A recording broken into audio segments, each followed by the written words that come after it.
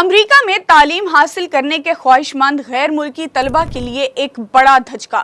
Trump انتظامیہ نے Harvard University کی student and exchange visitor program کی سرٹیفکیشن منسوخ کر دی ہے، جس کے بعد ہارورڈ اب نئے غیر ملکی طلبہ کو داخلہ نہیں دے سکے گی۔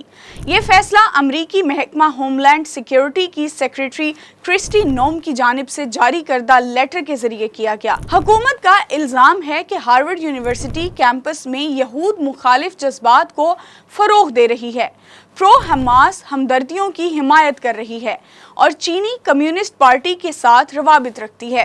اس فیصلے کے تحت ہارورڈ میں زیر تعلیم تقریباً 6,800 غیر ملکی طلبہ کو یا تو دوسرے اداروں میں منتقل ہونا ہوگا یا اپنے ویزا کی قانونی حیثیت کھو دینی ہوگی۔ ہارورڈ یونیورسٹی نے اس اقدام کو غیر قانونی اور انتقامی کارروائی قرار دیا ہے اور کہا ہے کہ یہ تعلیمی آزادی اور ادارے کی خود مختاری پر حملہ ہے۔ یہ تنازعہ اس وقت شدت اختیار کر گیا جب ہارورڈ نے حکومت کی جانب سے طلب کردہ غیر ملکی طلبہ کی سرگرمیوں سے متعلق معلومات فراہم کرنے سے انکار کیا۔